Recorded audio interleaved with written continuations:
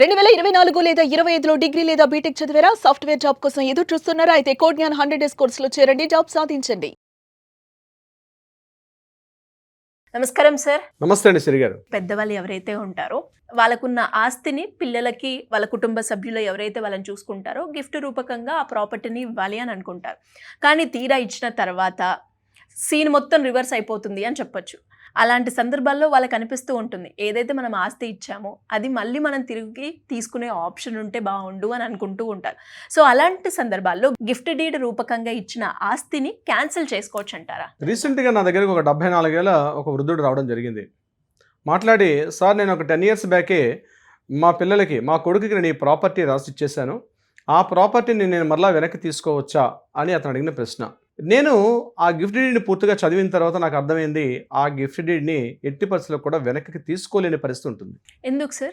చాలా సందర్భాల్లో ఈ పెద్దవాళ్ళు ఏం చేస్తారంటే, డాక్యుమెంట్ రాసుకునేటప్పుడు దగ్గరలో ఉన్న డాక్యుమెంట్ రైటర్ని కానీ, లేకపోతే ఆన్లైన్లో దొరికినటువంటి ఏదో ఒక ఫార్మాట్స్ని కానీ డౌన్లోడ్ చేసుకొని గిఫ్ట్ డీడ్ని రాస్తూ ఉంటారు. గుర్తుపెట్టుకోండి, ఎవరైతే సీనియర్ సిటిజన్స్ పెద్దవాళ్ళు ఉంటారో, మీ పిల్లలంటే మీ మీద, వాళ్ళ మీద మీకు ప్రేమానురాగాలు ఉండడం తప్పులేదు.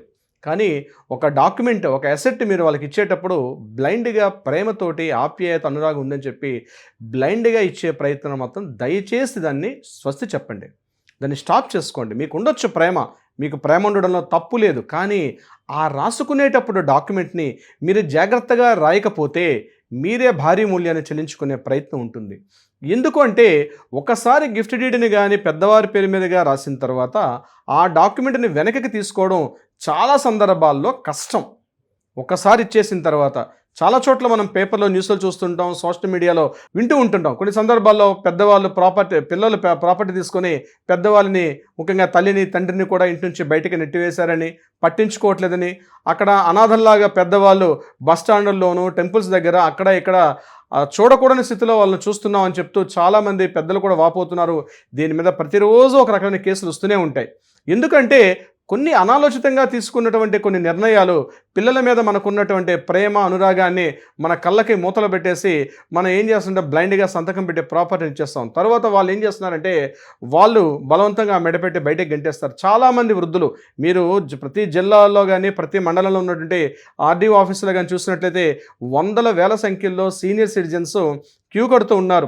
ఇదే కేసు మీద, మా పిల్లలు సరిగ్గా చూసుకోవట్లేదని, మా కోడలు మమ్మల్ని ఇబ్బంది పెడుతుందని, నా కొడుకు నా ప్రాపర్టీ తీసుకొని నన్ను మెడపెట్టి బయటకు గెంటి వేశాడని చెప్పి ఇలా రకరకాలుగా వాపోతూ ఉంటారు. వీటన్నిటికీ చెక్ పెట్టాలంటే ఒకటే గుర్తుపెట్టుకోండి, ఒకసారి గిఫ్ట్ డీడ్ రాసిన తర్వాత ఆ గిఫ్ట్ డీడ్ని వెనక్కి తీసుకోలేము. కేవలం 3 సందర్భాల్లో మాత్రమే తీసుకునే అవకాశం ఉంటుంది. ఒకటి, ఆ గిఫ్ట్ డీడ్ మోసపూరితంగా రాయించినట్టుగా మీ దగ్గర సాక్ష్యాధారాలు ఉన్నట్లయితే, అంటే మిమ్మల్ని ఫ్రాడ్ చేసి, మిమ్మల్ని చీట్ చేసి, మిమ్మల్ని ఆ రకంగా ఆ ప్రాపర్టీని వాళ్ళ పేరు మీదగా రాయించుకున్నట్టుగా మీరు ఏదైనా ఆధారం చూపించగలిగితే ఆ గిఫ్ట్ డీడ్ని క్యాన్సిల్ చేయొచ్చు. నెంబర్ 2, బలవంతంగా మీ చేత రాయించినట్లయితే, అంటే ఏంటి, మీ చేత బలవంతంగా ఈ ప్రాపర్టీ రాయకపోతే నేను చంపేస్తానన్నో, లేకపోతే బెదిరించి ఇట్లా చేసినట్లయితే, అటువంటి సందర్భాల్లో ఆ ప్రాపర్టీని వెనక్కి తీసుకునే అవకాశం ఉంటుంది. బెదిరించినట్లుగా మీ దగ్గర సరైన సాక్ష్యాధారాలు కూడా మీరు చూపించాల్సిన వస్తుంది. ఈ 2 కొద్దిగా కష్టమే. కానీ ఇప్పుడు నేను చెప్పబోయే 3వ పాయింట్ చాలా కీలకమైనటువంటి పాయింట్, చాలా ఇంపార్టెంట్ పాయింట్. ఏమిటది అంటే, కండిషనల్ డాక్యుమెంట్. కండిషనల్ డాక్యుమెంట్ అంటే, మీరు రాసుకున్నటువంటి డాక్యుమెంట్ ఏదైతే ఉంటుందో ఆ డాక్యుమెంట్లో స్పష్టంగా, క్లియర్గా, డీటెయిల్గా నన్ను అవసాన దశలో, నన్ను చివరి కాలంలో, నన్ను వృద్ధాప్య దశలో నా యొక్క ఆరోగ్యం విషయంలోనూ, నా యొక్క హెల్త్ విషయంలో కానీ, నా యొక్క ఫుడ్ అండ్ షెల్టర్ విషయంలో కూడా క్లియర్గా నన్ను మెయింటైన్ చేసుకుంటేనే ఈ ప్రాపర్టీ నీకు ఇస్తున్నాను, లేకపోతే ఈ ప్రాపర్టీని ఎప్పటికైనా నేను వెనకకి తీసుకునే అధికారం నాకు ఉందని మీరు ఒక క్లాస్ కానీ మెన్షన్ చేసుకోగలిగితే, ఆ డాక్యుమెంట్ మీరు తీసుకొని కోర్టులో సబ్మిట్ చేస్తే ఇమ్మీడియట్గా ఆ ప్రాపర్టీ మరలా మీకు వెనక్కి వచ్చే అవకాశం ఉంటుంది.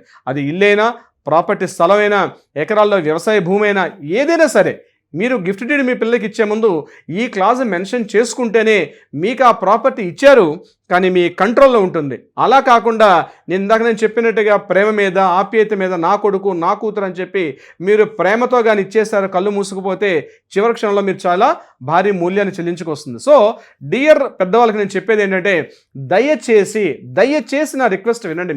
మీరు ఒక డాక్యుమెంట్ రాసుకునేటప్పుడు ఒక అనుభవజ్ఞుడిని, ఒక అడ్వకేట్ని సంప్రదించండి. ఆయనకి కొంత ఫీజు చెల్లించండి. ఎందుకంటే మీతో పాటు టైం స్పెండ్ చేస్తాడు ఆయన, మీ వివరాలన్నీ తెలుసుకుంటాడు ఆయన, గంటల సేపు మీతో పాటు స్పెండ్ చేస్తాడు. ఏది మంచిదో ఎలా చేస్తే బాగుంటుందో మీకు ఒక గైడెన్స్ ఇచ్చే ప్రయత్నం చేస్తారు. తద్వారా మీరు ఆ డాక్యుమెంట్ రాసుకోగలిగితే మీరు భవిష్యత్తులో ఆ డాక్యుమెంట్ని మరలా మీరు వెనక్కి తీసుకునే అవకాశం ఉంటుంది. మీ పిల్లలే కానీ పెళ్ళైన తర్వాత మీ పిల్లలు కాకుండా దూరం అయ్యే సందర్భాలు అనేక కేసులు, వందల వేల కేసులు నేను చూస్తున్నాను. కాబట్టి డాక్యుమెంట్ రిటర్న్ మాత్రం చాలా చాలా మోస్ట్ ఇంపార్టెంట్. ఈ కండిషనల్ ఏదైతే గిఫ్ట్ డీడ్ మీరు రాసుకుంటారో తప్పనిసరిగా వెనక్కి తీసుకునే అవకాశం వస్తుంది సిరి గారు. So this the most important. Until unless ఒకసారి గిఫ్ట్ డీడ్ మీరు రాసిన తర్వాత ఆ డాక్యుమెంట్ని క్యాన్సిల్ చేయడం అనేది చాలా ఇబ్బందికరంగా ఉంటుంది. వృద్ధులు మెయింటెనెన్స్ యొక్క కేసుకు సంబంధించి 2007 యాక్ట్ ప్రకారం ఆర్డీఓకి అనేక రకాల కేసులు వస్తుంటాయి. కానీ ఈ డాక్యుమెంట్ చూసి ఈవెన్ ఆర్డీఓ గారు కూడా ఏవో సమన్స్ ఇష్యూ చేస్తారు, మాట్లాడతారు. కానీ వెనక్కి తీసుకొని క్యాన్సిల్ చేయడం మాత్రం కలెక్టర్ గారి దృష్టిలో ఉంటుంది. బట్ కలెక్టర్ గారికి ఏవో కొన్ని కేసులు 100 కేసులు ఇస్తే 1-2 కేసులు మాత్రమే సక్సెస్ అవుతాయి. కానీ మీరు సంతకం పెట్టేటప్పుడే డాక్యుమెంట్ మీద అవేర్నెస్ ఉండగలిగితే తప్పనిసరిగా మీకు లీగల్గా సొల్యూషన్ దొరికే అవకాశం ఉంటుంది సిరి గారు. ముందుగానే ఆ క్లాజ్ కనుక వాళ్ళు మెన్షన్ చేసుకోగలిగితే క్యాన్సిల్ చేసుకునే ఆప్షన్ ఉంటుందంటారు.